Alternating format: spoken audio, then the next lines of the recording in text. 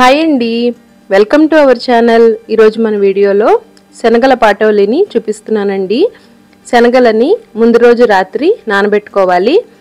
ఇలా మొలకలు వచ్చిన తర్వాత అయినా శనగల పాటోలిని చేసుకోవచ్చండి. చాలా టేస్టీగా ఉంటుంది.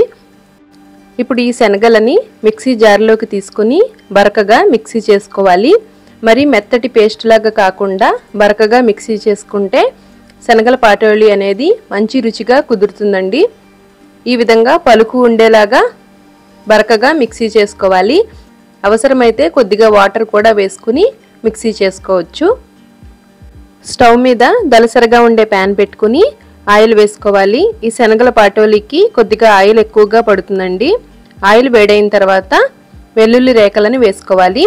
వెల్లుల్లిని ఒకసారి తలకొట్టి వేసుకుంటే వెల్లుల్లి ఆయిల్లో వేసేటప్పుడు పేలకుండా ఉంటుందండి. ఇప్పుడు ఇందులోకి 1 స్పూను మినపప్పు, 1/2 స్పూను ఆవాలు, 1/2 స్పూను జీలకర్ర, కారానికి తగినట్లుగా 3 ఎండుమిర్చిని ముక్కలుగా తుంచి వేసుకోవాలి. ఈ పోపు అంతా బాగా వేగాలి. ఈవినింగ్ టీ టైం స్నాక్ లాగా తినచ్చండి. పైన పచ్చి ఉల్లిపాయలు, నిమ్మరసం వేసుకుని ఈవినింగ్ టీ టైం స్నాక్ లాగా తింటే చాలా బాగుంటుంది. ఈ పోపు అంతా ఇలా బాగా వేగిన తర్వాత కరివేపాకుని వేసుకోవాలి. చిన్నగా కట్ చేసి పెట్టుకున్న ఉల్లి తరుగు, పొడవుగా కట్ చేసి పెట్టుకున్న పచ్చిమిర్చిని వేసుకోవాలి. ఇప్పుడు ఇందులోకి పసుపుని వేసుకోవాలి. రుచికి తగినంత సాల్టు, 1/2 స్పూన్ నుంచి 1/2 స్పూన్ వరకు కారాన్ని వేసుకోవాలి. కారం అనేది ఆప్షనల్ అండి. ఆల్రెడీ పచ్చిమిర్చి, ఎండుమిర్చి వేసాం కాబట్టి కారం అనేది వద్దనుకుంటే స్కిప్ చేసేయచ్చు. ఇప్పుడు వీటిని బాగా కలిసేలాగా కలుపుకోవాలి. వేడివేడి అన్నంలోకి నెయ్యి కానీ లేదంటే వేరుశనగ నూనె కానీ వేసుకుని ఈ పాటోలిని కలుపుకుని తింటే చాలా బాగుంటుందండి. ఇప్పుడు ఈ ఉల్లిపాయ ముక్కల్ని కలుపుతూ బాగా ఫ్రై చేసుకోవాలి. ఇలా ఆయిల్లోనే పసుపు, కారం, సాల్ట్ వేయడం వలన బాగా కలుస్తుందండి. ఇప్పుడు ఇందులోకి మనం మిక్సీ చేసి పెట్టుకున్న శనగల మిశ్రమాన్ని వేసుకోవాలి. శనగలు మిక్సీ చేసేటప్పుడు ముద్దగా అయినా పర్వాలేదండి. ఉడికిన తర్వాత పొడి పొడిగా వచ్చేస్తుంది.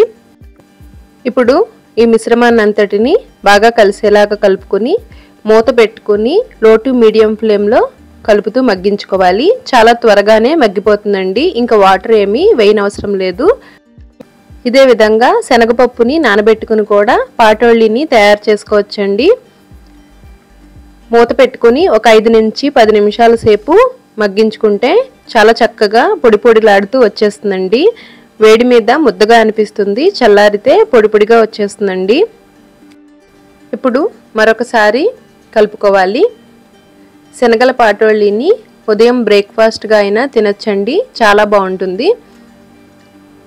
శనగల్లో హై ప్రోటీన్ ఎక్కువగా ఉంటుందండి. ఆరోగ్యానికి కూడా చాలా మంచిది. ఈ శనగల్ని దోశల కింద కూడా వేసుకోవచ్చు. చివరిగా ఇందులోకి కట్ చేసి పెట్టుకున్న కొత్తిమీర తరుగు వేసుకుని కలుపుకొని స్టవ్ ఆఫ్ చేసుకోవాలి. వేడి వేడిగా తింటే చాలా బాగుంటుందండి. ఇలా ఒకసారి డెఫినెట్గా ట్రై చేయండి. ట్రై చేసి ఎలా వచ్చిందో కామెంట్ చేయండి. వీడియో నచ్చితే లైక్ చేసి మీ ఫ్రెండ్స్ అండ్ ఫ్యామిలీ మెంబర్స్కి షేర్ చేయండి.